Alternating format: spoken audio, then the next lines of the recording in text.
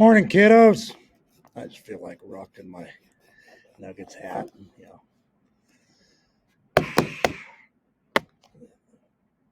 I don't want to jinx them and think that they're going to do better again because get my expectations too high. That might not be good. Okay, sorry, kids. Let's talk about the intensive and reflexive pronoun assignment we did yesterday. Or we did whatever, you know me when I timestamp stuff. So what you'll do is you'll go into whatever folder it's in. You'll go into whatever day it's in. Then what I want you guys to do is to click on the CAMI export reflexive and intensive pronouns, because that one will have how we started the assignment, how we worked on it. And I'll show you what it'll look like when you go on to it. So it's a 15-point assignment. For A, what you're going to do on page 55, and here's the chart up here, you're going to underline all the intensive and reflexive pronouns in the sentence. You don't have to identify whether they're intensive or reflexive, just underline them. So there's one in each sentence. So that'll be worth 3.5 points, half point for each. Then in part B, again, you're going to decide which pronoun best completes the sentence. My suggestion is read them out loud with both pronoun and see which one logically sounds right. So again, number one was done for you. So this will be worth 2.5 points, half point each number. So this front side will be worth 6 points. Then on the back, you don't need to worry about on part A marking all the stuff I did. It's kind of what I did to show the kids the difference between reflexive and intensive.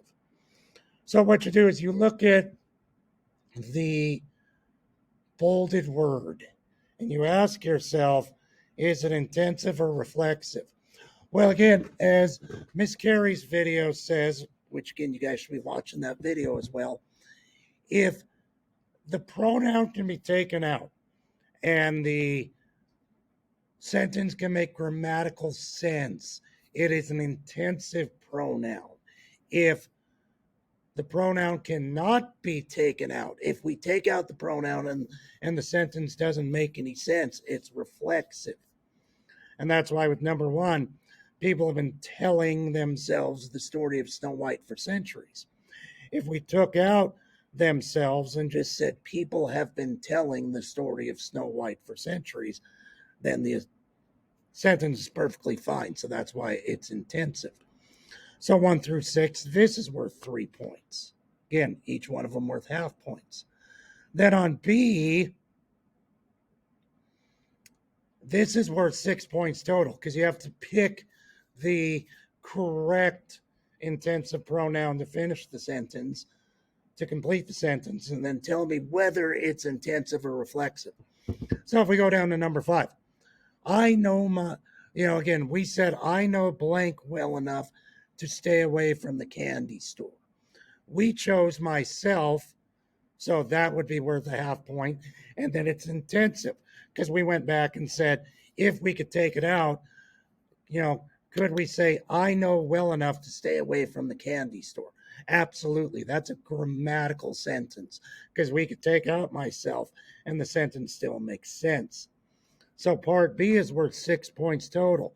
Half point for putting in the correct intensive pronoun in the blank. Another half point for saying whether it's reflexive or intensive, whether it's R or I. So this full assignment is worth 15 points.